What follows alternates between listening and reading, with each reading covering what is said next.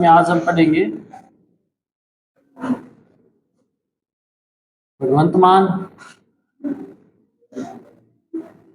यानी कि भगवंत दास के बारे में पढ़ेंगे। 1573 से 1500।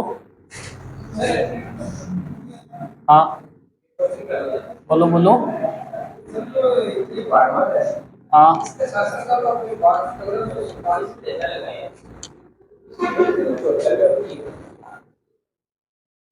केतरी है, इसका शासन डाल दो।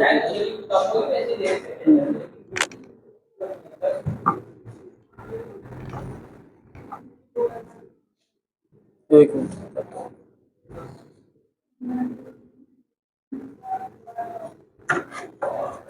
मृत्यु इसकी 74 में होती है।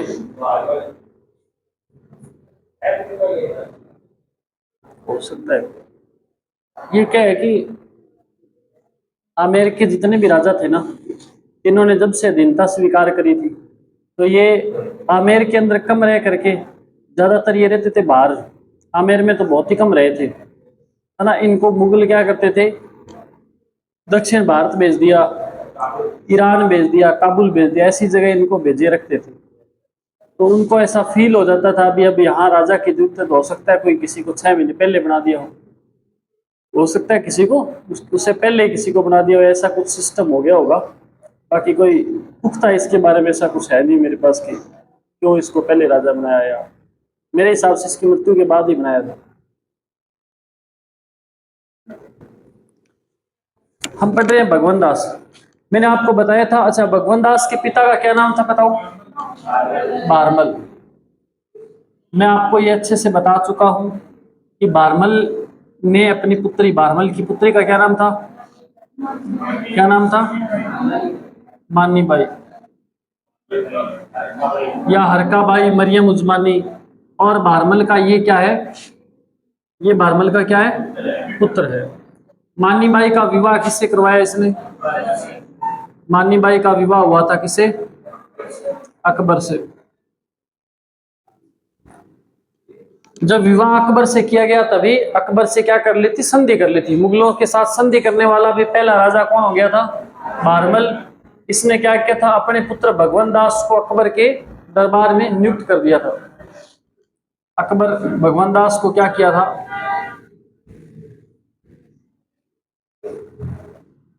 नियुक्त कर दिया। कहाँ नियुक्त कर दिया था? अकबर के दरबार में। ठीक है, आपने याद रखना है कि अकबर ने बारमल को 5000 की मनसबदारी दी थी।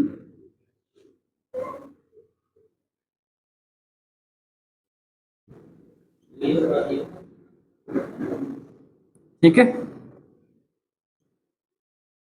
अकबर ने क्या किया था? बारमल को 5000 की मनसबदारी प्रदान करी थी।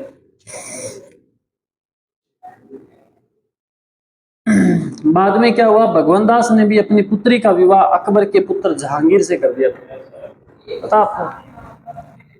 देखो मजे की बात, देखो बारमल का मैं अलग से आपको बताऊं, दोबारा लेके देखो, देखना सभी कि जो बारमल है ना, इसकी पुत्री का क्या नाम है? इसकी पुत्री का नाम मानी बाई। और इसके पुत्र का नाम क्या है? समझना ढंग से, पुत्र का नाम क्या है? भगवंत दास। बारमल के पुत्र की बात कर रहा हूं।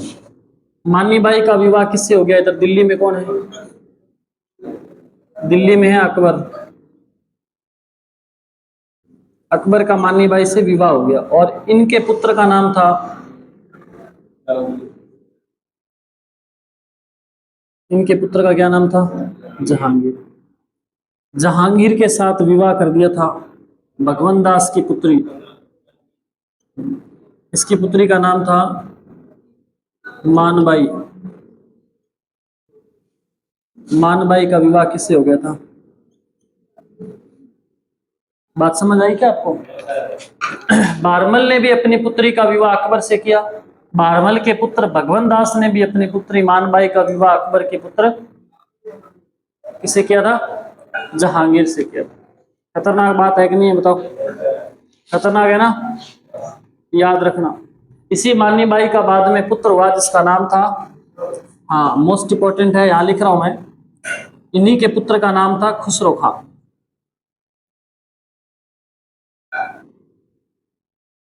क्या नाम था? क्यों इंपॉर्टेंट है पता आपको?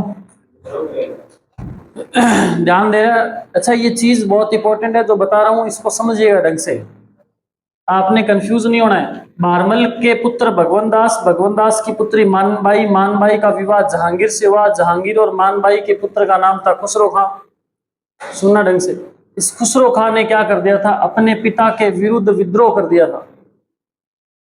अकबर की मृत्यु हुई थी ना, तब जहांगीर तो था ही, खुसरो खां का भी जन्म हो चुका था, ये भी काफी बड़ा था। अकबर जब मरा ना, तो खुसरो खां कह रहा है कि अकबर के बाद में जहांगीर को नया बना करके ये बोल रहा है सीधा मेरे को राजा बनाया जाएगा। समझ रहे हो? खुसरो खां कह रहे हैं कि मेरे पापा ने राजा बनाने की जरूरत को नहीं, अब मैं बड़ा हो गया हूं, तो आप सीधा किसको राजा बना दो, मेरे को बना दो। इसी बात को लेकर के खुसरो खां ने विद्रोह कर दिया था, और विद्रोह करके ये चला गया था पंजाब की तरफ। पंजाब जब चला गया तो वहां इसका सहयोग किया था, एक इसने किया था, सिखों के गुरु अर्जुन देव जी ने, याद है आपको? तो बाद में इसी कारण इसका सहयोग करने के कारण ही ये जो जहांगीर था, इसने क्या किया था, अर्जुन देव जी को फांसी की सजा दी थी बाद में। और हाँ, याद रखना आपने, इसके बाद भी मामला शांत नहीं हुआ था। अर्जुन देव जी को फांसी की सजा दे दी गई, लेकिन कहते हैं कि मानबाई को बड़ा गुस्सा आया था अपने पुत्र खुसरो खां पे, इसलिए मानबाई ने बाद में थोड़े समय बाद इस खुसरो खां की हत्या कर दी थी। मां ने अपने बेटे की क्या कर दी, हत्या कर दी। इतिहास में ऐसा पहली बार हुआ है जब कोई महिला अपने पुत्र को मार रही है, इसलिए मानबाई को इतिहास की प्रथम पुत्र हंता कहा गया है। मानबाई को क्या कहा गया, प्रथम पुत्र हंता। और बाद में मानबाई ने खुद ने भी आत्महत्या कर ली थी। समझ आ रही बात आपको? तो ये इस प्रकार से कहानी हुई थी। तो आप इतना लिखें, फिर मैं लाइनें बोल रहा हूं, आप लिखिएगा।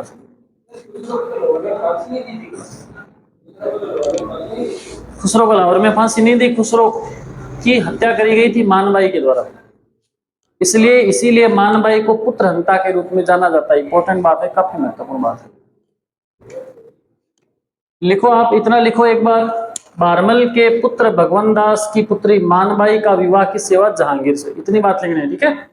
लिखना क्या आपने, बारमल के पुत्र भगवनदास, भगवनदास की पुत्री मानबाई, मानबाई का विवाह की सेवा जहांगीर से, इन्हीं के पुत्र का नाम क्या हुआ, खुसरो खां। इतना लिख करके छोड़ दो, फिर मैं लाइन बोल रहा हूं।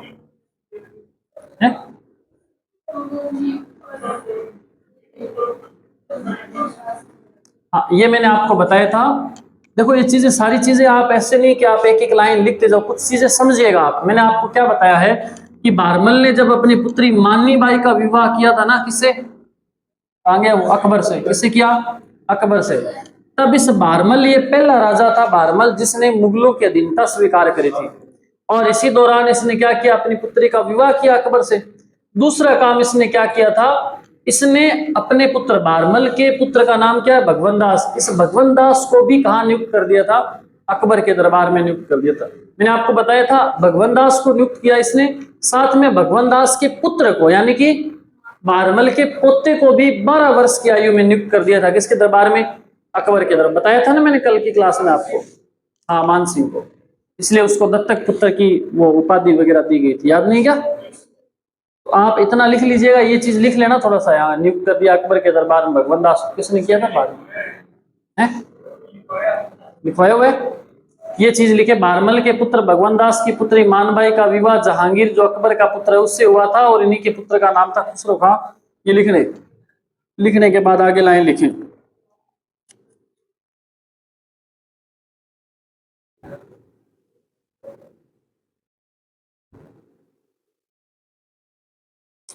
बोलो लाइन नहीं,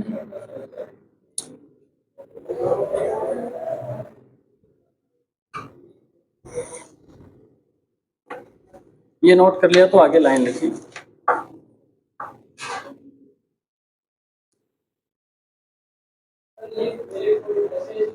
आपको गलत लग रहा है, ऐसा ऐसा नहीं है, ये बात बिल्कुल सत्य है कि इसको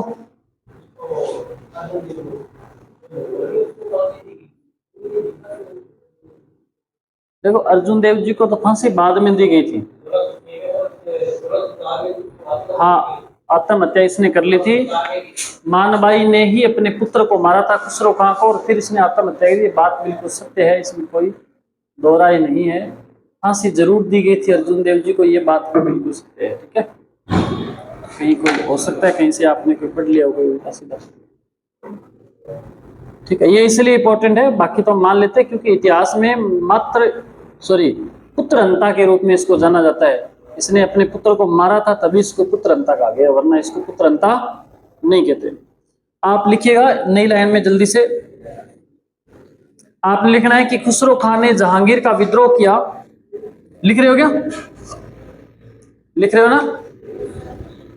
खुसरो खान ने जहांगीर का विद्रोह किया, इस कारण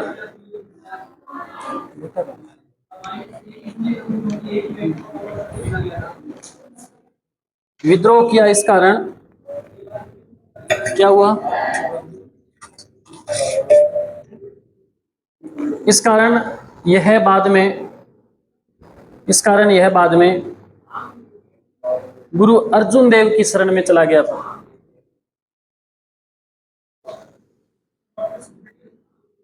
खुसरो खान ने जहांगीर का विद्रोह किया, इस कारण यह बाद में गुरु अर्जुन देव की शरण में चला गया था।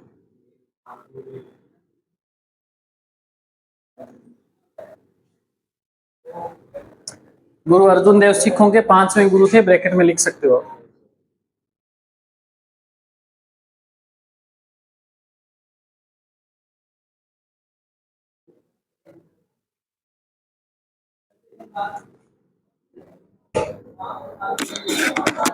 इसी बात से नाराज होकर जहांगीर ने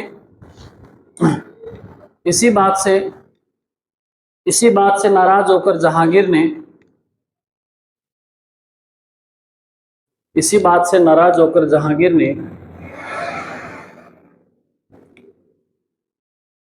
गुरु अर्जुन देव को फांसी की सजा सुनाई थी।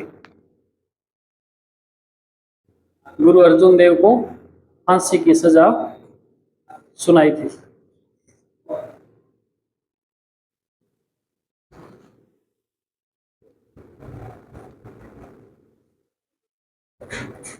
फिर लिखेंगे बाद में मानी बाई ने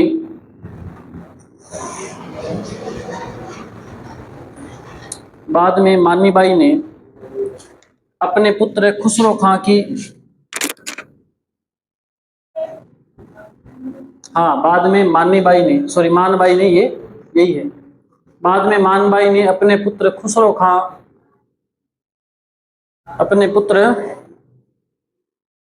खां की हत्या कर दी थी। खुसरो खां की हत्या कर दी थी और 1604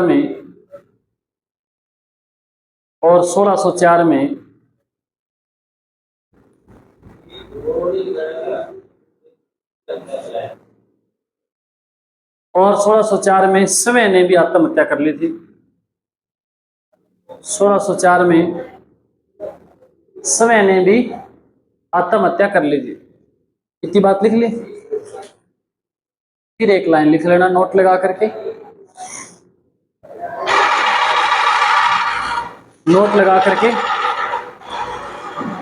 एक लाइन लिख लो। यह मानबाई इतिहास की प्रथम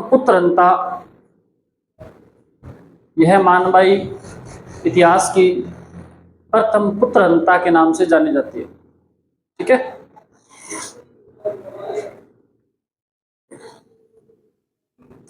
बात समझ आ गई क्या आपको?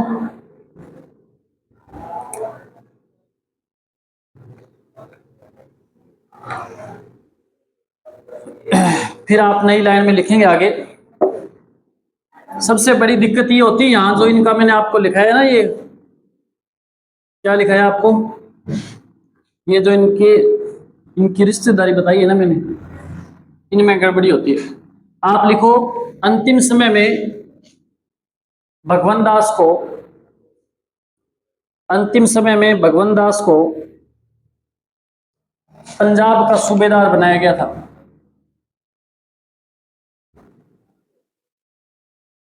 पंजाब का सूबेदार बनाया गया था, जहां लगभग 7 वर्षों तक रहा।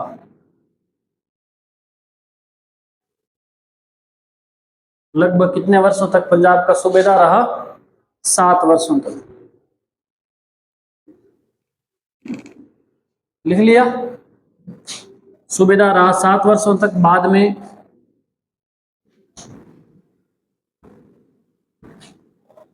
लाहौर में इसकी मृत्यु हो गई।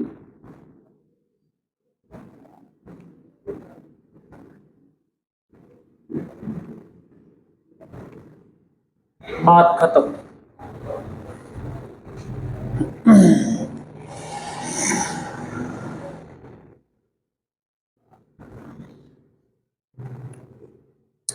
फिर आप लिखेंगे आगे मोस्ट इंपॉर्टेंट और सबसे ज्यादा बातें हैं जिसके बारे में, हाँ, मान सिंह के बारे में।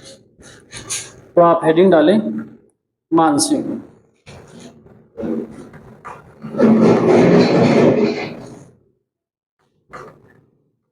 लिखें मान सिंह।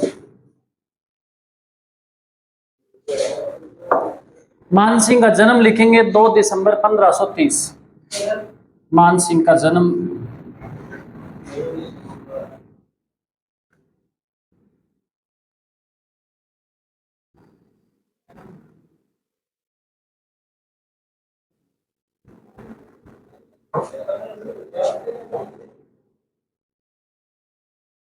एक मिनट, ये 1562 में सेवा में गया था और उससे 12 वर्ष का था उस समय। तो 1530 नहीं है, सॉरी, वो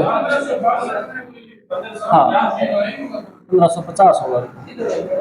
क्योंकि ना, ध्यान दो, मान सिंह जब लिखो, एक लाइन लिखो आप, जन्म कब हुआ इनका?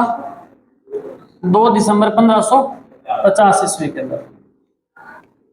मान सिंह जब 12 वर्ष की आयु, लिखवाया मैंने आपको, ये 12 वर्ष की आयु के अंदर ये अकबर के दरबार में चला गया था और बाद में सबसे लंबे समय तक इसका, मतलब मुगलों की सेवा इसने सबसे लंबे समय तक की थी। तो ये आपको याद रखना था। आप शासन काल लिखो मान सिंह का 1589 से 1614 ईस्वी तक इनका शासन काल है। आप लिखेंगे यह मात्र 12 वर्ष की आयु में, यह मात्र 12 वर्ष की आयु में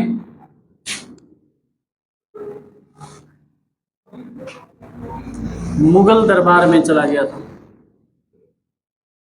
मुगल दरबार में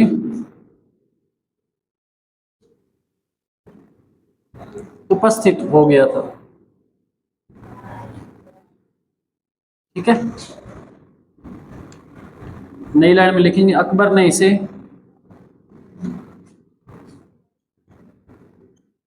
फरजंद की उपाधि, मोस्ट इंपॉर्टेंट ध्यान रखना, हाँ, फरजंद का अर्थ होता है दत्तक पुत्र। ठीक है, फरजंद का अर्थ क्या होता है? दत्तक पुत्र। दत्तक पुत्र का अर्थ होता है गोद लिया हुआ पुत्र। दत्तक पुत्र का अर्थ क्या है? गोद लिया हुआ पुत्र। तो अकबर ने इसे फरजंद की उपाधि दी थी।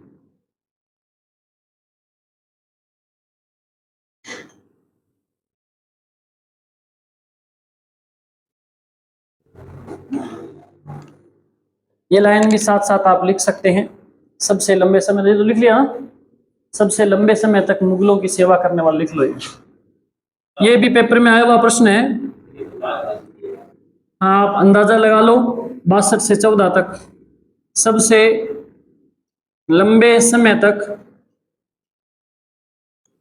मुगलों की सेवा करने वाला,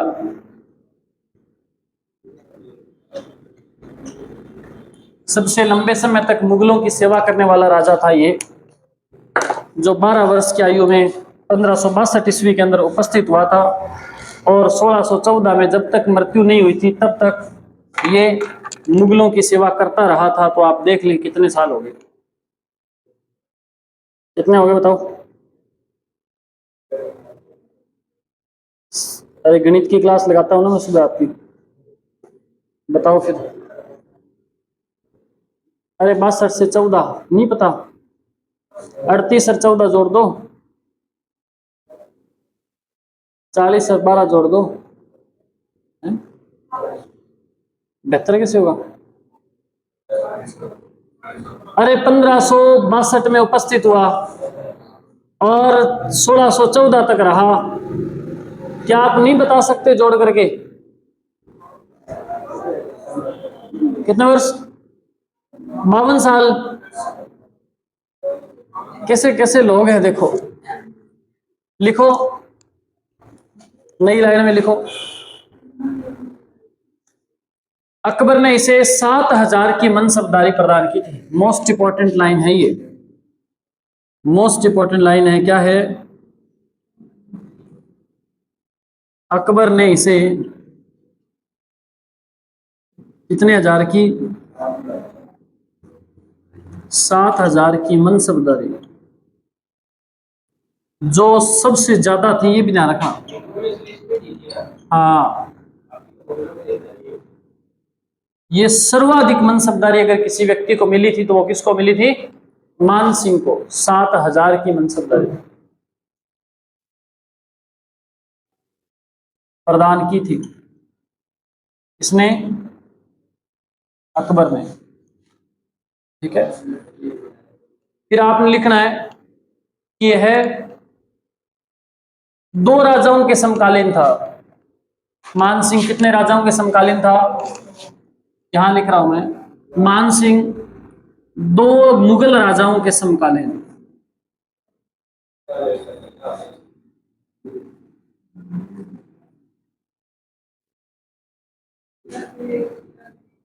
आपको गुरुजी कैसे कैसे बताओ? तो आपको बताया कि 1556 ईस्वी से लेकर के और 1605 ईस्वी तक तो कौन रहा था राजा? ये तो रहा था अकबर, रहा था ना, क्योंकि वो कब बना राजा? वो दरबार में कब उपस्थित हुआ था? 1562 ईस्वी के अंदर मुगल सेवा में चला गया था। लाइन में लिख लेना, ये लिख लेना, मान सिंह है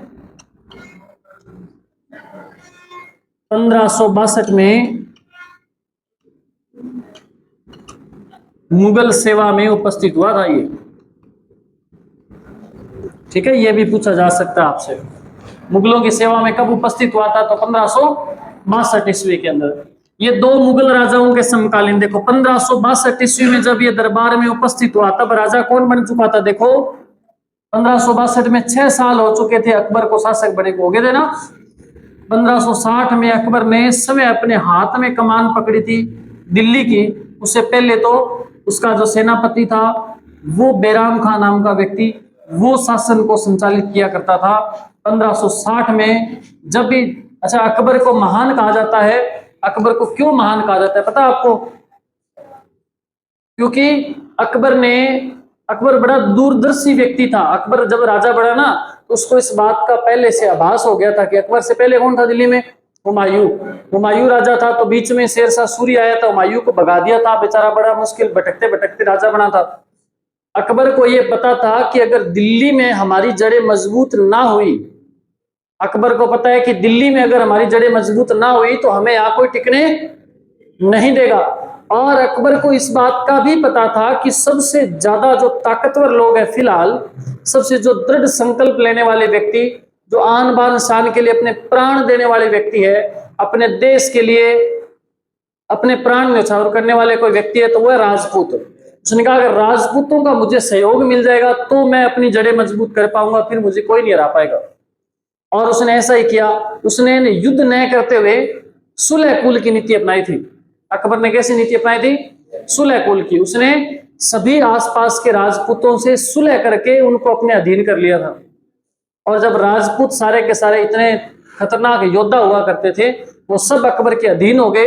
अब अकबर किसी से भी युद्ध लड़ता तो खुद जाने की जरूरत ही नहीं पड़ती, खुद की सेना थी, राजपूतों को बोलता, वो खुद जाकर के लड़के जीत करके वापस आ जाते अपने आप। तो अकबर को बिल्कुल भी तकलीफ नहीं हुई थी, आराम से वो अपने राज दरबार में बैठ करके मजे से ऐश लिया करता था। वो बात समझ रहे हो? तो उसका जो दिल्ली का राज्य संचालन किया था वो मुख्य रूप से राजपूतों ने किया था। राजपूतों में भी एक महत्वपूर्ण व्यक्ति कौन था उसके दरबार में, अकबर के दरबार में कौन था? मान सिंह। इसने बहुत सारे युद्ध लड़े थे, कहते हैं कि 67 युद्धों में उसने भाग लिया था मान सिंह ने अकबर की तरफ से। हर जगह युद्ध होता तो मान सिंह को भेजा जाता। मान सिंह सबसे विश्वसनीय व्यक्ति भी था अकबर का, इसीलिए अकबर ने क्या किया था, इसको 7,000 की मनसबदारी प्रदान करी थी। बात समझ आई आपको? तो ये मैंने आपको बताया अकबर के समकालीन था। अकबर के बाद राजा कौन बना था? जहांगीर। जहांगीर रहा था 1605 से लेकर के 1627 ईस्वी तक। ठीक है, और वो कब तक है? 1614 तक। तो 1605 से 1600 आधा शासनकाल जहांगीर का और लगभग पूरा शासनकाल अकबर का उसने देखा था और इनके दरबार में। लेकिन जितना विश्वास अकबर किया करता था जहां उस मान सिंह पे, उतना ये जहांगीर उस पर विश्वास नहीं करता था। क्या कारण थे तो आगे हम जानने का प्रयास करेंगे। आप लिख सकते हैं मान सिंह ने अकबर की तरफ से, लिखिए नई लाइन में, मान सिंह ने अकबर की तरफ से 67 युद्धों में भाग लिया था।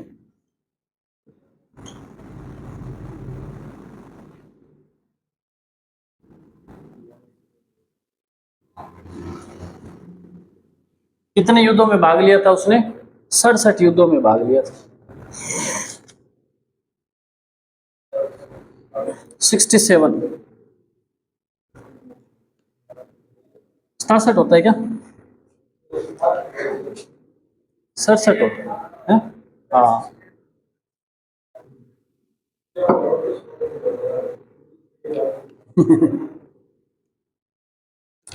इसका राज्याभिषेक भी 2 बार हुआ था, लिखवाया क्या मैंने आपको? लिख लो, मान सिंह का राज्याभिषेक 2 बार हुआ था। कितने बार हुआ था? 2 बार। एक बार तो लाहौर में, तो दूसरी बार आमेर में।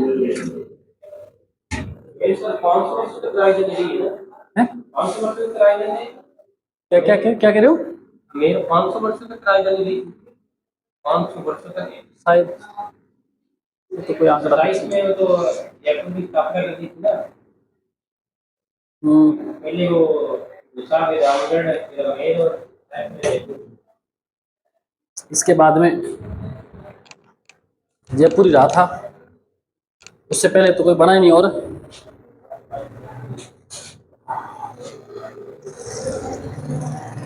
आप लिखें आगे, राज्याभिषेक लिख लिया 2 बार हुआ, एक लाहौर तो दूसरा लिखिए इसके दरबारी विद्वान लिखें। हाँ, मान सिंह के दरबारी विद्वान।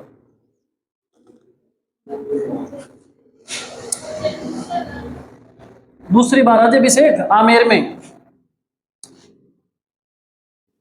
जब इसके पिता की मृत्यु हुई ना, तो ये लाहौर में था उस समय। जब इसके पिता की मृत्यु का समाचार मिला तो वहीं इसका राज्याभिषेक कर दिया गया था मान सिंह।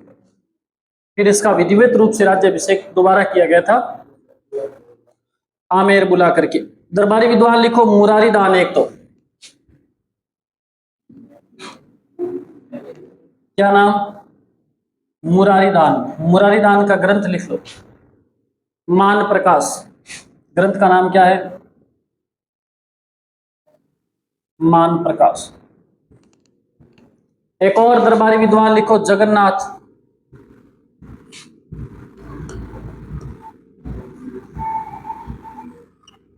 इसका ग्रंथ है मान प्रकाश मुक्तावली।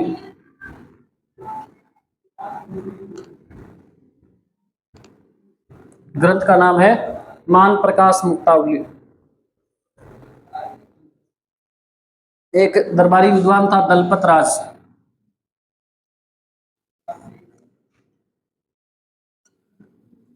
दरबारी विद्वान का नाम दलपत राज। ग्रंथ है पवन पश्चिम।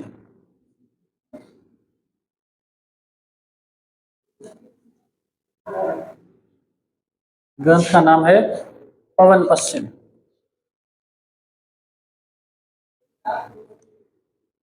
मान सिंह का भाई था माधो सिंह। मान सिंह के भाई का क्या नाम था?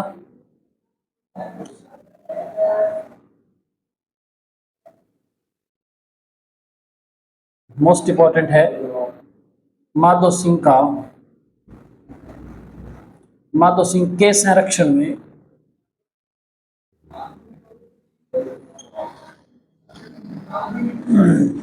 माधो सिंह जो था ना, मान सिंह के भाई का क्या नाम था? माधो सिंह के संरक्षण में एक व्यक्ति जिसका नाम था पुंडरीक विठल,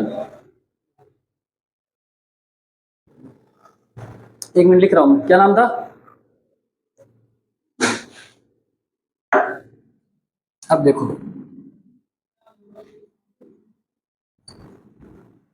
पुंडरीक विठल, माधो सिंह के संरक्षण में पुंडरीक विठल ने ग्रंथ लिखा था राग मंजरी राग चंद्रोदय। पुंडरीक विठल ने ग्रंथ लिखा राग मंजरी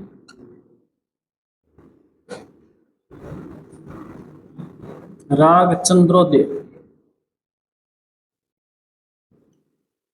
राग मंजरी और राग चंद्रोदय, और लिखा इसने दूनी प्रकाश, एक दूनी प्रकाश। ठीक है, इंपॉर्टेंट है ये बंदा काफी इंपॉर्टेंट है पुंडरीक विठल। समकालीन किसके था ये? मान सिंह के।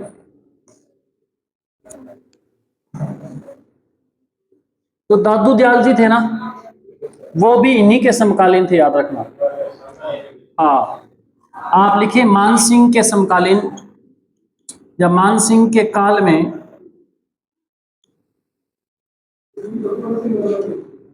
अकबर से हुई थी, तो इनके समकालीन है, तो अकबर से मुलाकात क्यों नहीं होगी? मान सिंह के काल में प्रसिद्ध कवि भी थे ना, वो प्रसिद्ध कवि दादू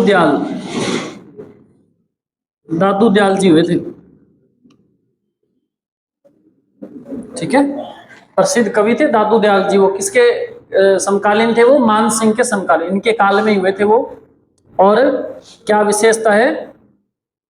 इनके ग्रंथ है दादू दयाल जी वाणी। इन्होंने ग्रंथ भी लिखा था, या लिख रहा हूं मैं, दादू दयाल जी ने ग्रंथ कौन सा लिखा?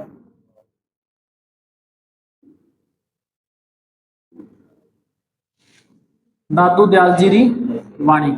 आपको पता है जो संत दादू जी है, उन्होंने कौन सा पंथ चलाया था? दादू पंथ चलाया था ना। क्या विशेषता इस पंथ की? खूब तकड़ी विशेषता है। दादू पंथी विवाह नहीं करते क्या? और इनके एक वो, इसमें जब किसी व्यक्ति की मृत्यु हो जाती है, दादू पंथ के अंदर जब किसी व्यक्ति की मृत्यु हो जाती है, तो उसका अंतिम संस्कार किस प्रकार से किया जाता है, पता आपको? ऐसा ये नहीं है कि वो जिसमें किसी व्यक्ति की मृत्यु होने पे उसको जंगल में फेंक दिया जाता है, यही तो है, याद नहीं क्या आपको? ये इंपॉर्टेंट है कि दादू पंथी जो लोग हैं ना, वो किसी व्यक्ति की जब मृत्यु हो जाती है ना, तो उसको जंगल में फेंक देते हैं, उसका अंतिम संस्कार नहीं करते। और इसलिए ताकि मरने के बाद वो पशु पक्षी उनको खा करके किसी के काम आ जाए, मतलब। ठीक है, हैं? क्या लगा बोलता था? हाँ, वो क्या नाम था उसका? रजबदास जी। रजबदास जी जा रहे थे विवाह करने के लिए, तो रास्ते में रुक गए कहीं। दादू दयाल जी का वो लगा हुआ था डेरा, वहां रुक गए।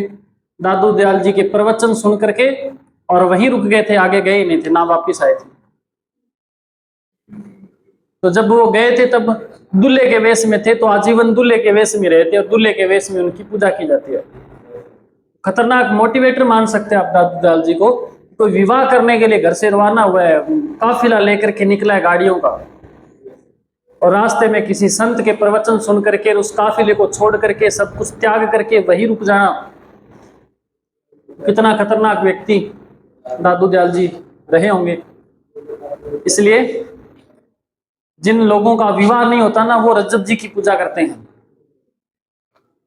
अगर आपको लगे कि भाई मामला बैठ नहीं रहा, घर पे प्रयास तो खूब कर रहे हैं, रिश्ते वाले आते हैं, पूछ करके हाव भाव देख के वापिस चले जाते हैं, दोबारा फोन कॉल नहीं आता, तो किसकी पूजा करनी चाहिए? रजब जी की पूजा करनी चाहिए। रजब जी की पूजा करने से शादी जल्दी हो जाती है। लड़कियों भी, आप भी कर सकते हो।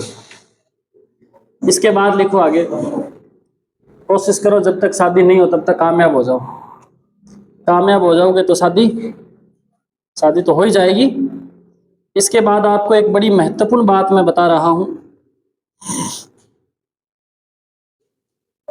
आपसे पूछ ले कि अच्छा, मान सिंह ने, मैंने आपको बताया मान सिंह ने लगभग 67 युद्धों में भाग लिया था। आपसे यह पूछ ले कि मान सिंह ने इतने युद्धों में भाग तो लिया, ठीक बात है, लेकिन मान सिंह का जो पहला युद्ध था, पहली बार मान सिंह का कौन सी जगह सैन्य अभियान मान सिंह ने किया था? बिल्कुल बिल्कुल, लिखिए आप। मान सिंह के द्वारा सर्वप्रथम रणथंबोर सैन्य अभियान किया गया था।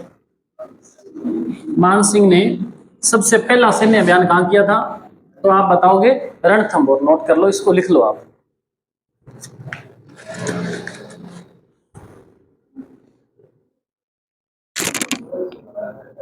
हाँ, सुरजनहाड़ा लिख लो। मान सिंह का पहला सैन्य अभियान क्या था? रणथंबोर। रणथंबोर, यहां उसने बूंदी के सुरजनहाड़ा को हराया था।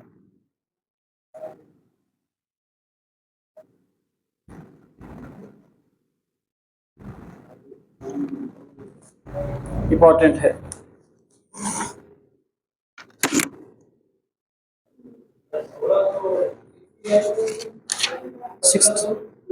1568, 1568।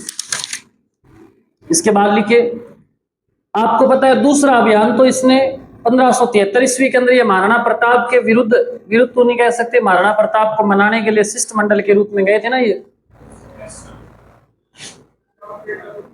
दोनों गए थे, पहले बेटा गया फिर बाप गया।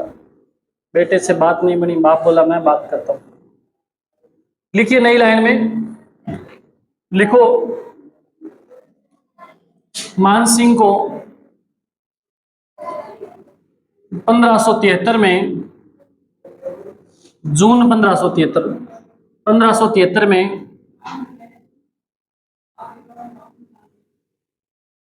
अकबर द्वारा सेकंड शिष्टमंडल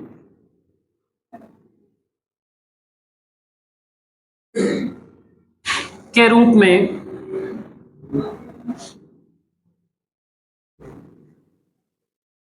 प्रताप के क्या लिख सकते हैं? प्रताप के यहां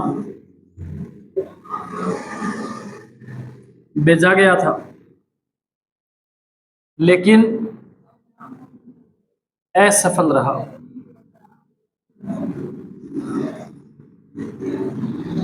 ठीक है, ये मैंने आपको कल बता दिया था। चारों शिष्टमंडल आप रट्टे मार लेना। तीन चार चीजें ना, एक तो चार शिष्टमंडल पेपर में क्रम पूछा जाता है। एक आपको पता हो तो चंबल नदी पे बांध है, गांधी सागर, राणा प्रताप सागर, कोटा बैराज और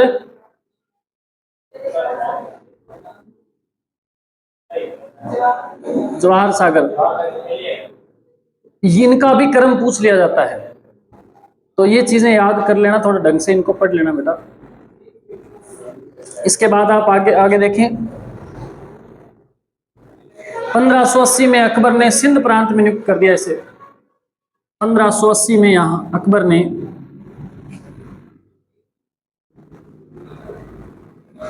अकबर ने इसे कहां नियुक्त कर दिया? सिंध प्रांत में।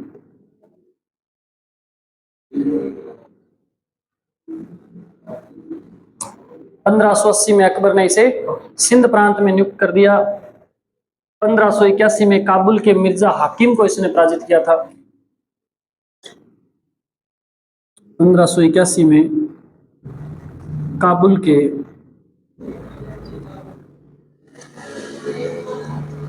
मिर्जा हाकिम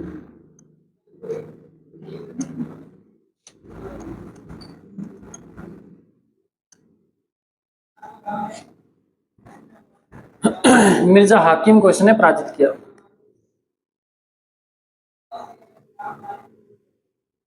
मिर्जा हाकिम को पराजित करने के बाद ये ईरान चला गया था, और ईरान से जब ये वापस लौट करके आया था ना राजस्थान में, तब इसने एक कलाकारी करी थी खतरनाक, आज तक हमें पढ़नी पड़ती है। क्या करी थी बताता हूँ। क्या कला? मीनाकारी। लिखो आप इस चीज को लिखो, फिर बताता हूँ मैं। नोट कर लिया बेटा इतना आपने? मिर्जा हाकिम को पराजित किया, लिख लिया क्या? इसके बाद लिखिए फिर।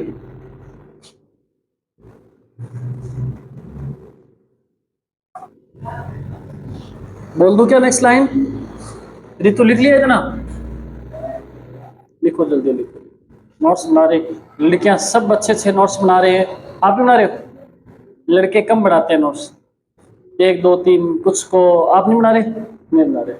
लड़कियां प्रत्येक लड़की बढ़िया बढ़िया शानदार राइटिंग में अच्छे अच्छे सुंदर सुंदर नोट्स बनाए। कई बच्चों के नोट्स इतने शानदार है, इनके नोट्स को अगर देखें ना तो बंदे का धक्के से मन करता है कि